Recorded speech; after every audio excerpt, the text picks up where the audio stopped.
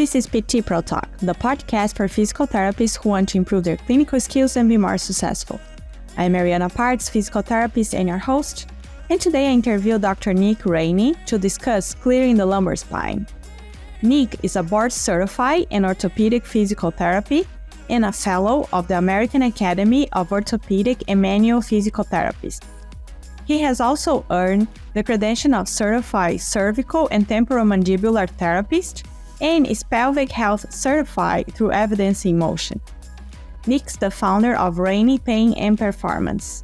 And in our discussion, we talked about how to differentiate if the peripheral pain originates from a spinal source, what to look for in the subjective and objective exams to differentiate between extremity and spinal pain, how to determine the relevance of back pain, and much more. So if you find this information valuable, I encourage you to subscribe to our channel, click on the notification bell to stay updated, give us a thumbs up, and share this episode with other clinicians you believe will benefit from this conversation. Thank you for tuning in, and I hope you enjoyed the show. PT Pro Talk is only possible with the support of the forward-looking and innovative companies like Systems for PT, the Do Anything, Anytime EMR. Systems for PT develops systems for clinics so you can focus on your patients. Go to systemsforpt.com to schedule a demo today. Looking for the highest quality equipment for your clinic? Turn to Fitter First. Our wobble, rocker, and slant boards are all assembled in North America to meet the demands of a busy professional clinic. Designed to adjust in seconds and made from the highest quality materials. Get the best Canadian-made rehab and balance products for your clinic. Order online for your clinic or for your clients. Ground shipping anywhere in North America. Visit fitterone.com. That's FITTER, the numeral 1.com. Hi Nick, welcome to PT Pro Talk. How are you today? I am fabulous, Mariana. Thank you for having me. Awesome. So let's get started talking a little bit about yourself and your background for the ones that don't know you. Yeah, for sure. I am a physical therapist. I enjoy being a physical therapist. And I have a private practice here in Sierra Vista, Arizona, which is a somewhat rural city. It's about the right size for us. It's not podunk. It has plenty of stuff to places to shop and eat and do. It's not too far from the Mexican border, but it's not a border town. We have 8 providers here at this practice, plus have some other healthcare things in the city. We have another separate practice that just treats people who have Medicaid insurance, so we can make sure we hit that population well. And I've done a lot of different trainings, and I have a lot of opportunities to teach here in the clinic with, we have fellow people that are doing fellowships. So I'm a mentor for people doing fellowship, people doing residencies. So I'm a mentor for people doing residencies. We have students. We also have family medicine residents who are DOs in our hospital's residency program. They come in our clinic and spend some time with us as well. And then we get a lot of time to practice techniques, and they get the opportunity to lecture here in the clinic and other conferences and con ed things as well. Awesome. And this topic came up with a friend of mine that did one of your courses, right? Talking about clearing the lumbar spine. And I think that's a very, not polemic topic, but I think it's important to discuss that sometimes I think we spend a lot of time on the extremity, and sometimes it's coming from a spinal source.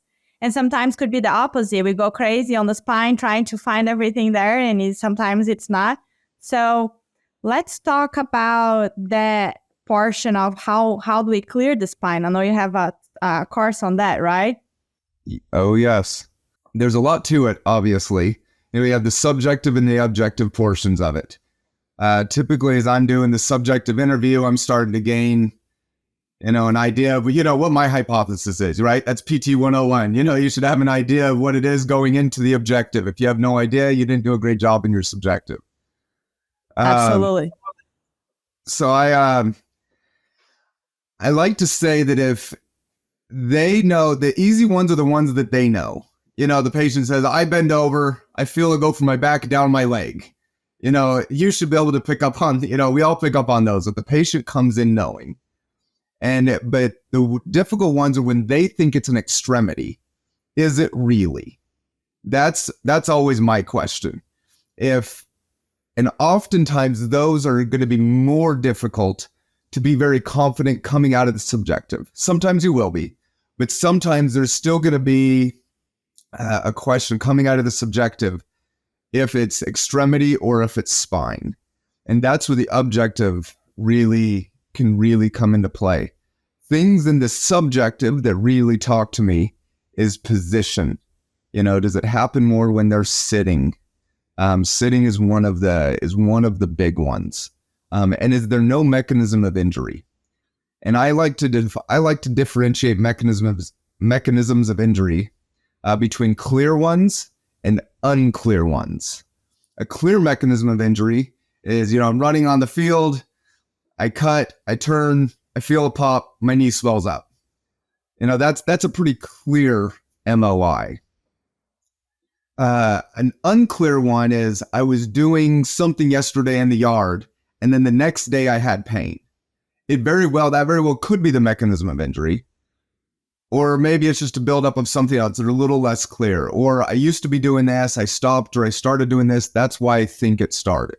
That could be the MOI, but it's not as clear. And even if that is the mechanism of injury, it still could be spine or extremity, right? We've had people that are shoveling, could have bothered the rotator cuff or could have bothered their neck. Now it's referring out to the shoulder. Either of those, even if it's the MOI, it's not a clear MOI. I like the clear MOI of, I don't like them, but, it makes it easier if you're running, you cut it and you twist and you feel a pop. So that's subjective wise, what I'm really looking for. And then in the objective, so a lot of times I'm going to go into the objective. And here's something that I do that I think is important for therapists, is I talk to the patient about my thought process early. Tell them what I'm trying to figure out. So if I say, if we're talking lumbar spine and they say they have a hip problem and I'm wondering if it's the back, what if they went to the primary care, they had x-rays, they said it's arthritis, and they're coming to me just for treatment for arthritis. And I'm looking, maybe it is, maybe it's also the back, maybe it's just the back. I set it up early. I want to look, I want to make sure we're not missing anything. There may be a back contribution, and not just a hip. And if they say, oh no, there's no way you're right, then I see that, they're fighting me a little bit. I'm going to have to really set this up. Uh-huh. Or, you know what? I was thinking it might be the back. I thought maybe they were wrong. Ooh, that's going to be an easy one if I'm going to go lumbar spine, right? Yeah. Yeah. So I set it up early so I know how much of a sales job I need to do at the end. So if at the end I say, I think it's your back, they're like, and then they give me the first pushback, then it's a hard sales job. Then I didn't set it up. I mean, if you think about sales for anything else, you're setting it up throughout the whole entire sales presentation. And at the end, we want them to believe that we're right. That's what Therapeutic Alliance, if they leave thinking we're wrong, we didn't do a good enough job communicating with them. And we've all had that happen to us, right? Yeah, because they can get aggravated really, really quickly and easily if you see like there is no way it's my back, it's my hip. I'm 100% sure my hip. Then that one is gonna be tough. So. Yep. And so that's if you're selling cars, that's the person who doesn't really want a car coming in. You better do a really good job. And sometimes you get there and sometimes you don't. But I find setting it up early is quite helpful. So as we go on to the objective examination, we'll keep with hip for an example here.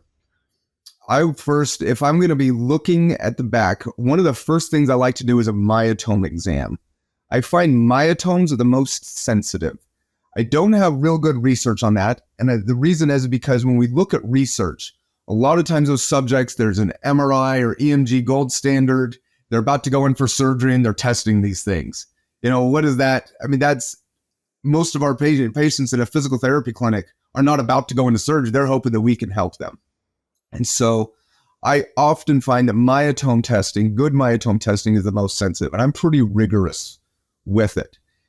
If I find that there's ankle or toe weakness, for instance, you think about ankle dorsiflexion or first toe extension, those are good L4, L5 tests. If that's weak, oh, that really helps me build a case. Your hip isn't making your foot weak, but your back may be. And, it starts building that. Now, could their hip pain be from the back and not have any of the myotomal weakness? Sure. But if we get that, then it's an easier build. So it's a little bit easier sell later. So I typically will do that early on, because if it's a lot weaker than I would anticipate, sometimes it's a little weak, but if it's really weak, maybe there's more pathology going on and I need to be more careful in my exam. So there's different ways to structure an exam. My standard is to go neuro first. And then if I have to get them back up, I'll get them back up and do some more functional testing, repeated motions and whatnot. And so baseline is neuro. I get them up. And that's what I want to see. What do lumbar motions look like? I want to look and see what they look like to me and what do they feel like for the patient. And I know, avid listeners of your podcast are going to be pretty familiar with MDT approach, looking at repeated motions. And that's essential. And it catches most of them. But I do have one example of a lady that it missed recently. She came in with coccyx pain. And pain was sitting, seems like pretty classic coccyx pain. It was tender to the touch at the coccyx. And I did a lot of my normal coccyx treatment, and it wasn't better after 2 or 3 visits. And normally I see some improvements. And I really hadn't seen any. And the first day I said, well, I don't think it's your back. She didn't report any back pain, but let me clear.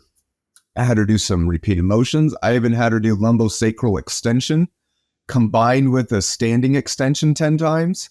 I did a quadrant when I overpressured it for 10 seconds on each side. And I was like, okay, I'm confident, we don't need to look at your back anymore. But when we hadn't made progress, I say, okay, what have I missed? And when I went, I did some palpation assessment. I saw it was very sensitive to touch her back. And when I treated the back, we instantly started making progress. So after I do a repeated motion exam, often I will go and I'll do some accessory mobility testing to see how does the back feel to them and how does it feel to me. I don't always do that, like I didn't do it that first day with her because I didn't think it was a back issue. But my standard is typically I go there. So for like a hip, I will do that. And if it's more sensitive to them or definitely more, different mobility to me on the ipsilateral side, it builds a case that it may be from the back and not just extremity. So let me just see if I got it right. So you just apply pressure to their backs to see if they have pain or if you feel any restriction to kind of double check? Yeah, so I typically look at a posterior to anterior accessory mobility testing, and we can go over, there's lots of systems that have grading for that and whatnot. But mostly I want to know, what does it feel like for them and what does it feel like for me? And is it a big deal? If neither of you are sure, it's probably not a big deal. If you're both sure that it's like, that one's, something's, stiff or painful there, and you both agree on it, let's see if maybe treating that would be helpful for it. And how interesting that on that first day, it didn't seem like it was until you're very specific, applying pressure there and noticing. So you have to be very careful and diligent with like your exam because you can just miss it. Yep. That is very true. Okay. So, and then after that, the objective, you go check the joints. Yeah. So at that point, it depends on what I've found. If there's been a little bit in the back, it's unclear. It's pretty clear if I'm getting foot or ankle weakness. They're having pain in the, in the hip, especially if there's some in the back.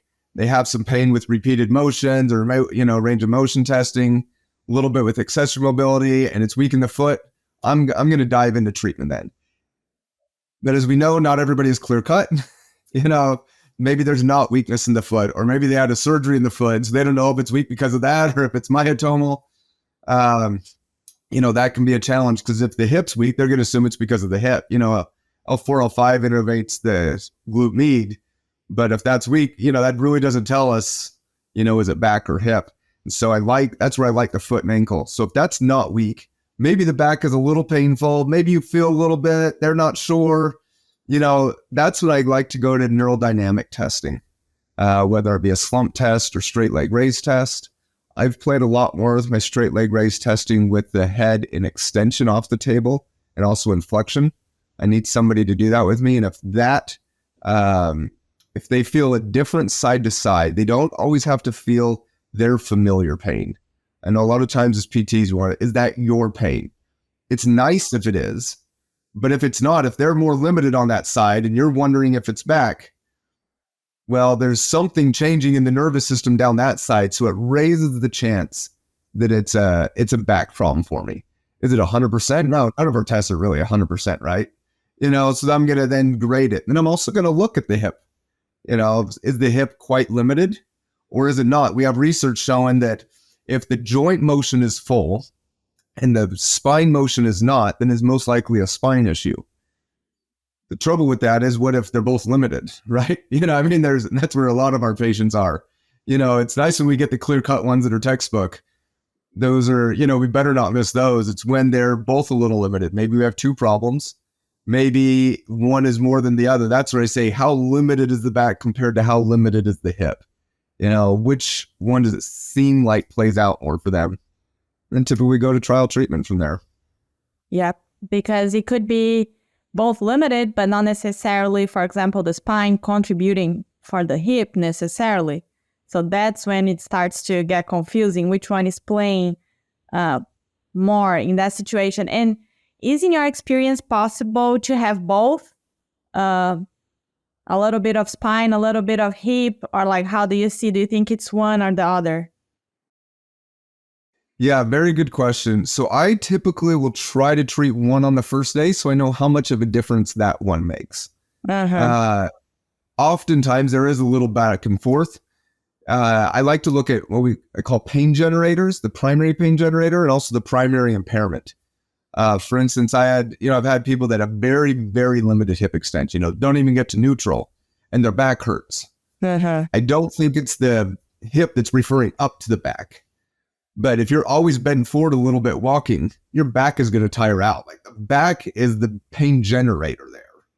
But the hip is the primary impairment. They get tired with walking. Their back hurts while walking. Well, no wonder they can't straighten out. If I walked bending forward everywhere, my back would hurt a lot more too. Yeah. The same thing, like, for example, on knee surgery, that a lot of times is the knee. They needed the surgery. They had the surgery, but because of their positioning, they sit a lot more, they are lying down a lot more, they are in more back flexion than usual. So, and they start having a different pain that's not from the surgery necessarily, but it's causing, due to the positioning after the surgery, coming from the back, and then sometimes the knee doesn't progress well because you have other things sending that information to the knee. So it could be tricky. Yep, we had somebody like that recently. We saw her a couple of years after the surgery. I forget the timeline right after, but she did pretty well and it got worse. And she thought maybe there's a problem with the surgery, but it was laterals and the L5 dermatome. We did a lot of straight leg, neural dynamic things, worked on her back a little bit.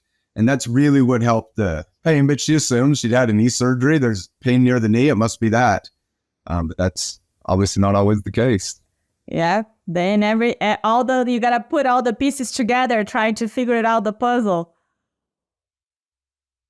And so when you see that, for example, the spinal source is the main factor, do you see like a difference pretty quickly on the extremity pain or on the range of motion? How do you usually determine if it is okay, it is the spine, or if after a few visits you don't see any difference, you're like, okay, maybe now it's time to test the other things? Yeah, good question. So I like to see change the first day. Now, just because I like it doesn't mean it always happens, right? Yeah. I do find some change the first day. So if it's a myotomal weakness and I find change the first day, my belief is that it's venous congestion at the nerve root or the ganglia. We have some evidence that there's a paper in, it was a year or two ago, that talked about venous congestion at the nerve root and that it wouldn't be seen on MRI. And I think that when I treat the back and I get immediate neurological improvements, then I'm changing that, because I wouldn't be changing it like a space occupying lesion. I don't think I'm going to be making changes. There's a chance discs can be pretty moldable, stuff. But my theory is that it's venous congestion. I just needed to get that spot moving specifically, because they've been walking around, they've been doing things. But if I get that spot specifically, I can see immediate changes that really develops buy-in for the patient. Now, if I treat it and I don't get any immediate improvement, then I have a decision to make. Did I choose the wrong thing to do, or does it take longer? Is this a derangement or a dysfunction in MDT language, right? Is it going to be taking some time and it's not going to get better quickly, or am I barking up the wrong tree? Then it's all about grading my impairments. Is it, if I was pushing on the back and they felt their pain all the way down their leg or in their familiar spots, and it was really sensitive to them and really stiff to me, and the hip was just barely, symptomatic as I was moving it around, I'm probably going to stick with the back. If I was 50-50 and I treat the spine and then there's no improvement, then I'm probably going to give them a hip intervention, for home. If I have enough time, I may just, sometimes I'll say, hey, this is what we did. We didn't see any immediate improvement. Do this back exercise at home. Next session, if there's no difference, then we're going to change. But I need you to do this enough so I know if it changed. If you come back and you haven't done it, we know no more than what we do right now. And so that's how I sell them on their home exercise program, that I need more information next time. And this is what we're going to do. It also gets them to come back. If they say, well, they couldn't help me, I'm not going to go back there. I need to make sure they know, what am I going to be doing next session? Mm-hmm. Yeah, your go-to, excluding all the possibilities. So if you go home, doesn't change, you already know, okay, that's not it. Now I'm just curious, because the way that you are talking is very familiar with MDT. So do you feel like your approach, because when you go to courses and things, they always say, clear the spine first and all of that. So I was just curious, is your rationale, develop similar to the MDT rationale, or you add some different things to your process? How does that work? Yeah, good question. So I'm not officially MDT trained. I did one of the online courses. My orthopedic and manual fellowship training, there's definitely an MDT influence. There was a lot of Maitland influence, very eclectic approach, I would say. As far as how similar I am, it just depends on who you're talking to. Not all MDT therapists are the same, obviously. I mean, you know that better than anybody. I definitely, if there's a directional preference to be had, that's really good information. There's a lot of data on directional preferences and centralization. I mean, if you can centralize symptoms, that's a very good prognostic factor. I am probably quicker to put my hands on a patient than what is typical for an MDT therapist, but obviously that's not universal.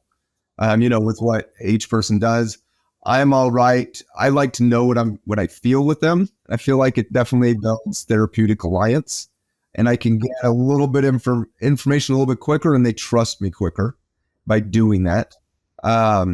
But I know MDT isn't against putting their hands on them. I would just say then the average of what my experience has been, I'm a little bit quicker too. Mm-hmm.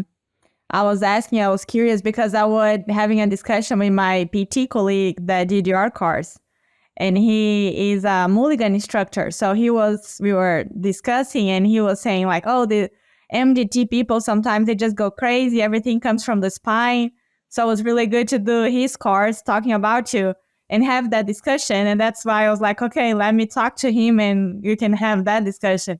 So I was curious to see, what did he see in your approach on the way that you explain things that could be different from, he has a lot of MDT friends too. So they discuss about the topic quite a bit. So he started a discussion on his social media and all of that.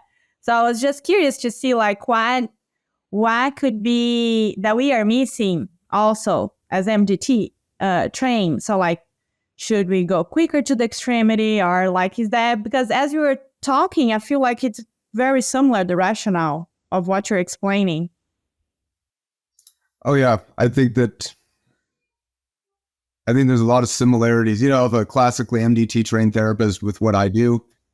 I don't know if I go extremity sooner than what an MDT, therapist would. Sure, it depends on their experience. We all have recency bias. If we don't think we do, we're wrong. Yeah. The last person who went extremity, they ended up spine. We're going spine this one. The last one spent too long on spine. We're going extremity this one. And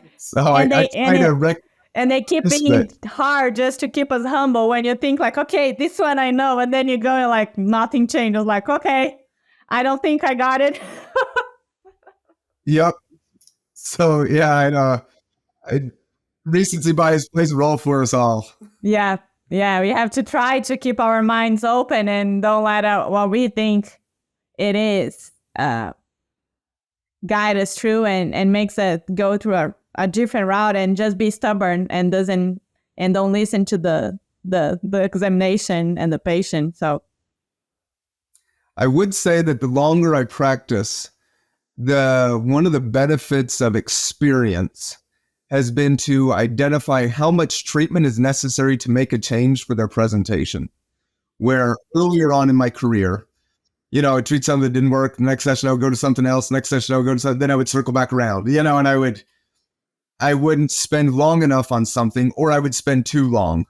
The longer I treat, and I'm thoughtful about how I treat, the more right I am, with how long to spend on something before moving. I'm not perfect by any means. We have somebody that we're in the cycle right now with, so definitely not perfect.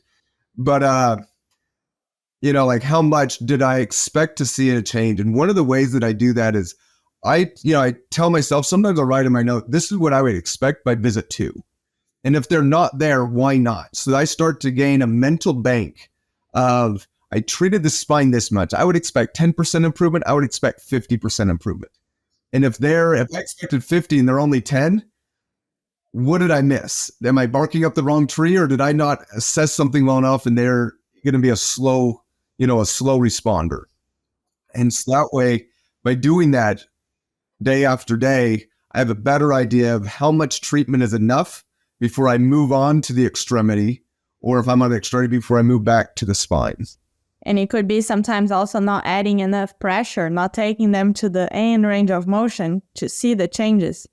And I think that's what a lot of people miss there. They just, okay, let's see if it's back, do like a few extensions, repeated extensions, but you don't really put the pressure because, as you said, sometimes it's not clear. So if you don't take them to the end range, add a lot of pressure, you might not see the difference, and it could be relevant. You just didn't explore enough. Very true. Like I said, I get to do a lot of teaching and mentoring here. And I'm sometimes like, with what you did, would you expect to have elicited that? If they feel it after walking a mile, do you think you're going to do it with 5 back bends? Probably not. Like we have to match our intensity with what they say in the exam. Yeah. And I think that's the challenge, and that's difficult, like that you start gaining with experience, to not give up too quick and not spend too much time, and then the patient is not engaged anymore and doesn't trust you or doesn't believe in you because you're just not giving them what they expected. Yep. That is very true. Too often we anticipate everybody being a slow responder, and we just need physiology to take place. And if they can be a fast responder, we need to capitalize on that. Yeah. And then do you want, I know we have a lot to discuss and we already discussed quite a few things, but do you want to give a few examples to help us like clarify everything that we mentioned? Or do you feel like you wanted to go over a few objective exams or whatever you feel like now would be more helpful? I had a patient recently. She'd been in there for something else. I forget what it was. And it had been one of the therapists was treating her, went to work at another one of our clinics. So I was taking over the case and finished off. And to be quite honest, I probably didn't do a perfect job making sure I understood everything. I just kind of followed the plan of care. She came back in specifically for a foot pain on the other side. She said something had dropped on it. I just wanted to focus on the foot. I had students in there with me, and I was like, well, I can't just cut corners now. It's a good thing I didn't. It was a back issue all the way. I was like L5 myotome weakness. It was sensitive on the L5, as I was doing PAs and I was seeing. I had a straight leg raise test. She felt like it was very helpful as we did some neuro glides with it. She's like, oh, that really helped my pain. Now I'm finding dermatomal findings, and as we work on it, it improves. And she had thought that there was a back component to it. So that's part of the reason why I didn't cut corners. Like, oh, it's been feeling like, and I was like, oh, shoot, I got to do a good exam here. I can't, it's near the end of the day. I thought it was going to be clear cut. I didn't want to think too hard. And we've all been there, so don't judge me too hard. And I ended up doing a good job with her, and we found it. And it was a good teaching opportunity. So they're definitely out there where you think that it's clear cut, and it's not. And so we got it almost always unlooking at the spine. Yeah. And I think that's difficult, like when you are treating with other clinicians in like outpatient setting, that sometimes the patient goes through different PTs, and then like you said, is a foot. I had a case that was just like a foot pain. For me, it was clear that was from the back from the first day. And then she responded pretty quickly with like extension standing, and she had pain walking, and then her pain was gone like on the first day. But then the other therapies are going to, like, sometimes you get people that, like you said, foot pain. And then in the middle of the treatment, you're going to start assessing the back. That could be confusing and difficult to do when you have other clinicians that sometimes don't think the same way you think, and makes it difficult.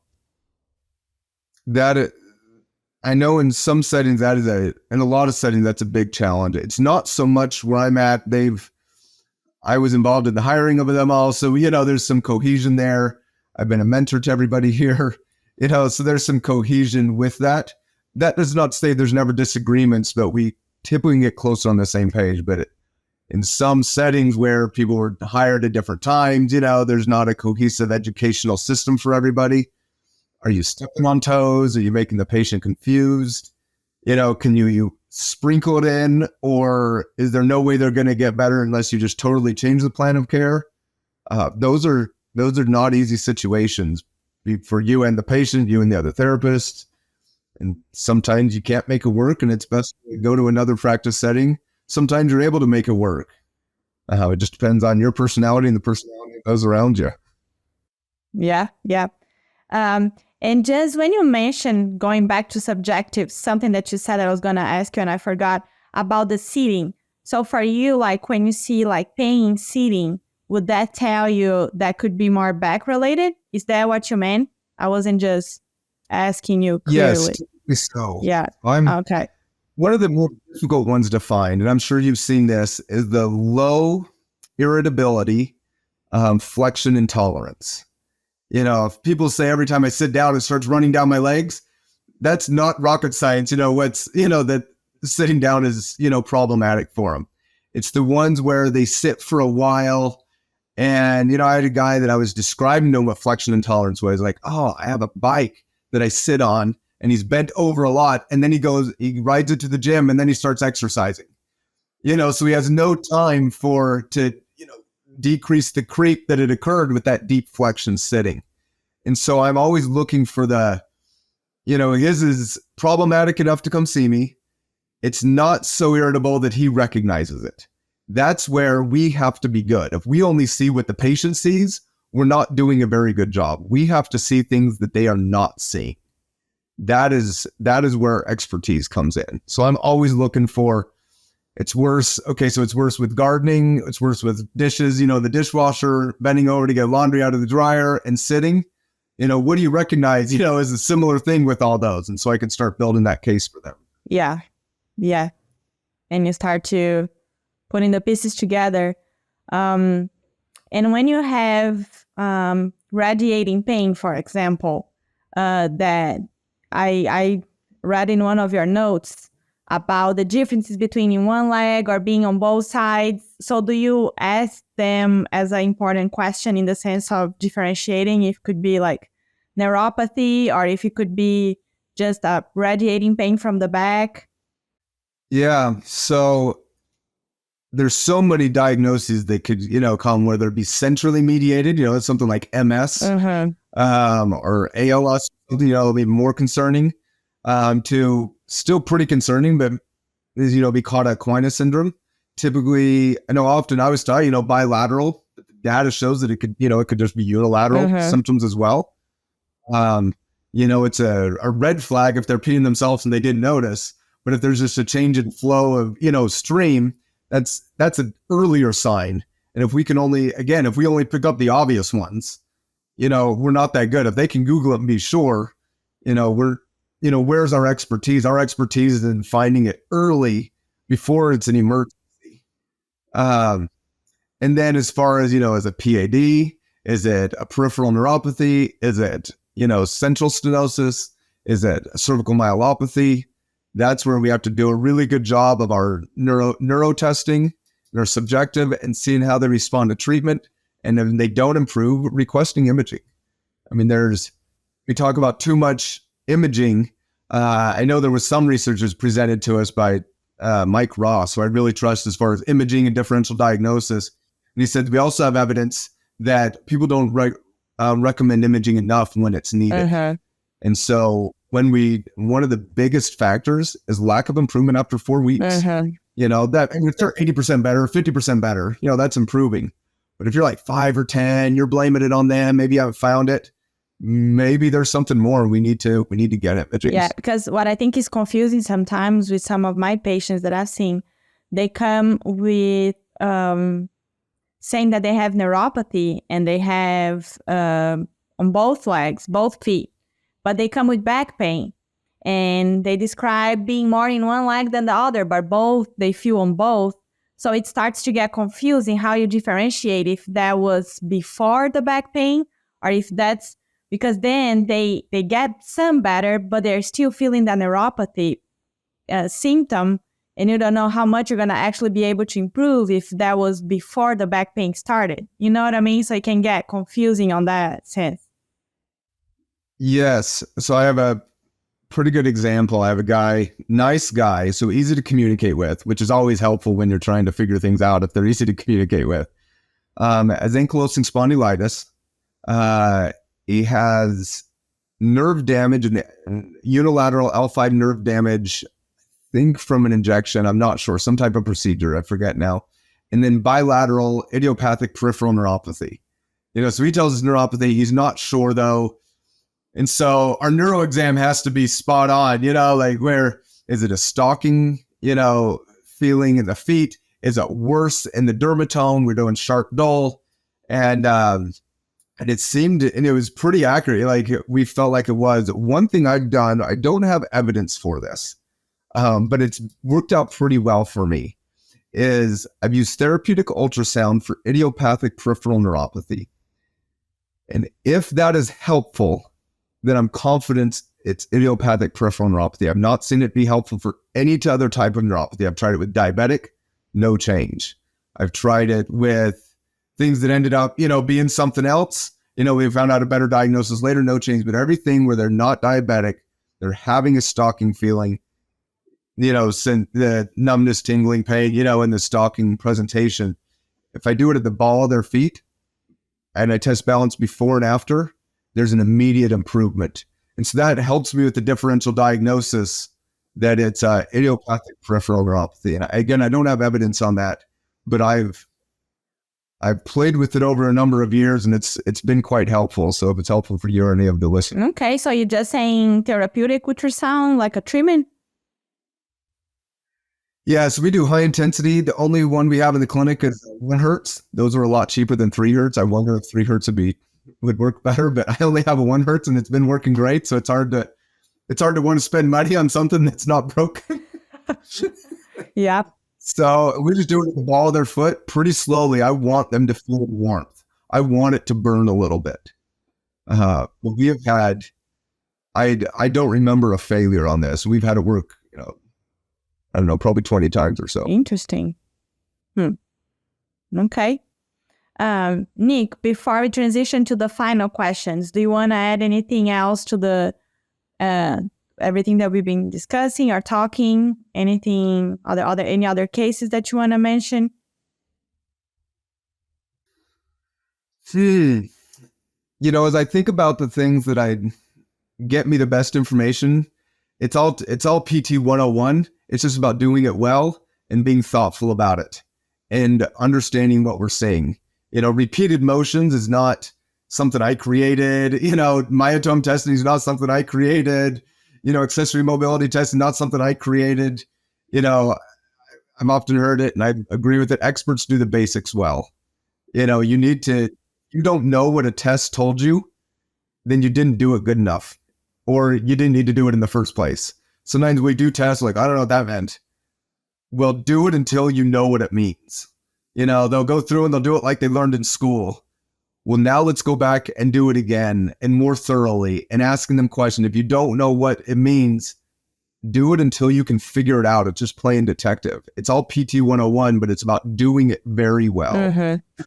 To actually give you the information you need, and then you become more efficient as you start seeing more and more patients, right? Yep. And it very much helps in efficiency. Nick, so what is your favorite resource of information? Is there anything in particular that you recommend our listeners? You know, I get information from a lot of places, you know, and I write it down. I don't want it to be random. So I wrote down what I want to do for deliberate practice. How am I going to make sure that I'm staying current? So I recommend that to people. You know, if you write down like, oh, I have nothing to write, you're probably not doing a good job of staying current. You know, if you're only getting it from one type of source, maybe you're just, you know, you're feeding into your bias, just confirmation bias. It's nice to hear things you disagree with, at least a little bit. So that way you can process why, or do you need to change? Where I get a lot of information is podcasts like this. I'm always looking for good podcasts. And as I've listened to yours, there's a lot of good information. You know, if you just listen to a podcast a day and you can apply a little bit of that with each patient, you do that for years. That is a lot of deliberate practice. I also get journals pushed to me. If I have to go out and seek it randomly, it's not going to happen. Now, sometimes I seek it for a specific patient, you know, scenario, but I have journals that are pushed to me and I make sure I go through them. I put them in my inbox and articles to read. So that way, when I have 10 minutes, I go there, I click it, I can open it up. And I don't have to be like, oh, what should I read? Have to take me 10 minutes to figure it out. I can go there immediately. So those are my biggest ones. Awesome. And Nick, what would be the best advice you give to clinicians that are starting their careers? That being good is not only helpful for your patients, it's helpful for you. By deliberate practice, figuring out how are you going to get better, and it can't be random. That decreases a lot of the problems of burnout. As we talk about burnout, it doesn't burn you out when patients are getting better. It burns you out when patients are not getting better. Now, that's not the only factor of burnout. I know there's a lot of other external factors that play a role in that, whether it be home life, setup of your, practice situation. But if patients come in and they're high-fiving you because of how they're doing, it's a lot harder to get burned out when you know what you're seeing with the patient and they can get that improvement. So it's about deliberate practice and making a plan to get better. And you know that you're making a difference. So that keeps you motivated and wanting to learn more and be able to help more people. And final question, Nick, what personal qualities and abilities that you think are important to be a successful PT? Communication is vital. If you try to match their personality, if you go in there, you're super excited and they're a little bit, on the lower excitement level, you can be overbearing.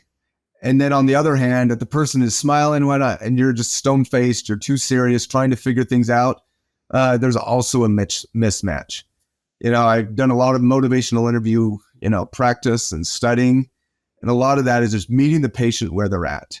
We're not dictating to them what they need to do. We're not just abdicating decision-making. Well, what do you want to do today? It's about a shared decision-making process. And that is hard.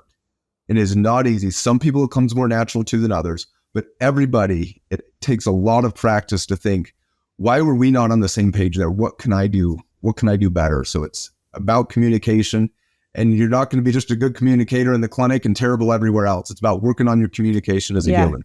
Absolutely. It makes all the difference because you got to get the buy-in and they have to be happy what you're doing. And Nick, if people want to learn more about you, I know you teach some courses as well, how they can find you? So we have on my Rainey Pain and Performance, that's our practice. It's Rainey. I thought it would only be me. It's grown a lot. I didn't realize we'd be able to grow in this where we're at, but we decrease pain and increase performance. So RaineyPainandPerformance.com. There's a spot on there where I keep up to date with some of my courses because I teach a number of different areas, and I wanted to be able to have a central resource to send people. So something about careers or, something for clinicians. If you browse on there, you'll be able to find it. If not, shoot me an email. You can contact us on there, and I'll help you find it or send you some stuff. Awesome. Nick, thank you so much for taking the time and share your knowledge with us and help us clear the spine. Obrigado, Mariana. Oh, de nada. I like that. Thank you.